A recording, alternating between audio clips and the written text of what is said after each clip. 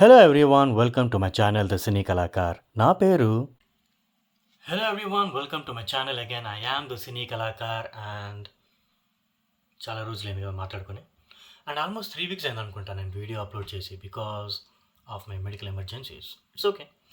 So ప్రతి YouTube ఛానల్కి ఒక పర్పస్ ఉంది, why are the making videos, నా ఛానల్కి తప్ప.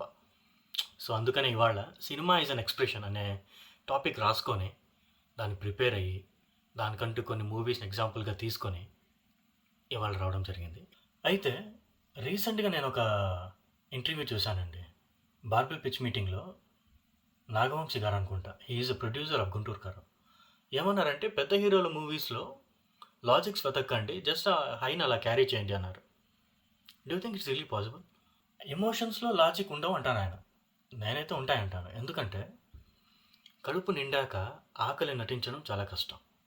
సో ఆకలి అనేది లాజిక్. ఆకలి ఉన్నప్పుడే అలా నటించగలం.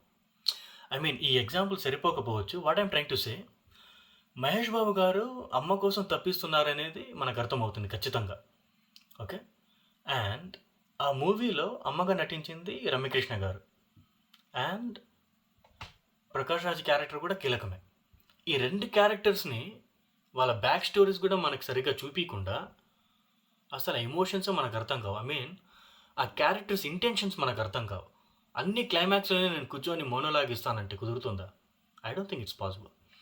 ఒక ఒక క్యారెక్టర్ రాసుకున్నాక ఆ క్యారెక్టర్ ఎమోషన్స్ కూడా మనకు అర్థమయ్యాక అవన్నీ కూడా లాజికల్గా కనెక్ట్ అయినప్పుడే ఆ మూవీ వర్కౌట్ అవుతుంది, if I'm making sense.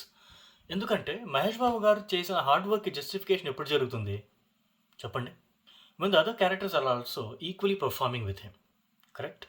So this is why audience were unable to connect to the film and the result. And just to extend this topic, ఎందుకు సినిమా ఈజ్ అన్ ఎక్స్ప్రెషన్ అంటే మనకు 24 crafts ఉన్నాయి. For example acting, costumes, light, cinematography, direction, production, music, editing, dance, ఇలా ఉన్నాయి కదా. For example కాస్ట్యూమ్నే తీసుకుందాం. ఒక మూవీలో జస్ట్ యాక్టింగ్ కోసం ఏదో కాస్ట్యూమ్ వేసుకొని యాక్ట్ చేయొచ్చు కదా, కుదురుతుందా అలా? I don't think it's possible, right? అంటే ప్రతి క్యారెక్టర్కి తన profession or class of the society, అంటే తను మిడిల్ క్లాసా, అప్పర్ మిడిల్ క్లాసా, మేబీ తను ఒక బిజినెస్ మ్యాగ్నెటా, ఐఎమ్ జస్ట్ ఇదేదో రేసిస్ట్ కామెంట్ అని కాదు, బట్ ఒక క్యారెక్టర్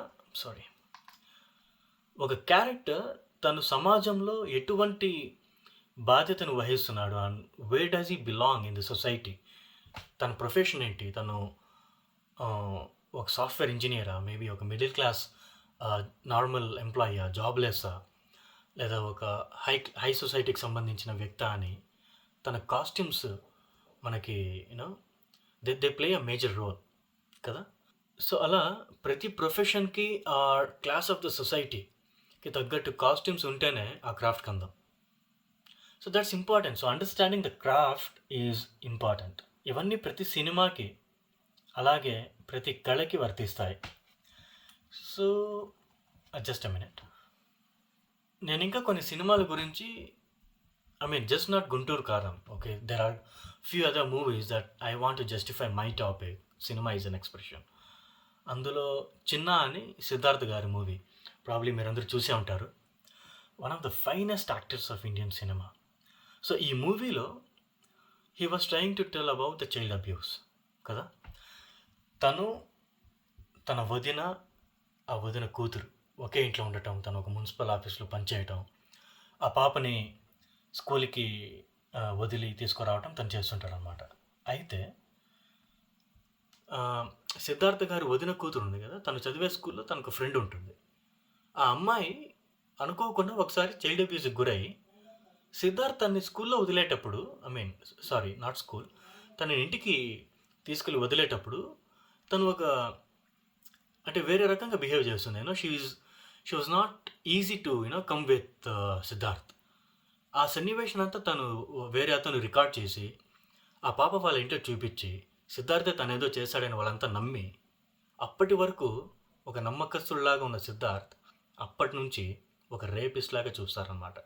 సో ఈ క్యారెక్టర్ ట్రాన్స్ఫర్మేషన్ని చాలా ఎక్సలెంట్గా సిద్ధార్థ్ గారు నటించడం, అండ్ చైల్డ్ అబ్యూస్ ఎలా జరిగిందో మనకు తెలియదు కానీ అలా జరిగినప్పుడు ఒక ఇన్నోసెంట్ పడే బాధని మనకు చెప్పడం, అప్పటి వరకు అల్లారు ముద్దుగా తన చేతుల్లో పెరిగిన ఆ చిన్నారి, తన పేరు వెయిట్ ఎ మినిట్ రాసుకున్నాను నేను.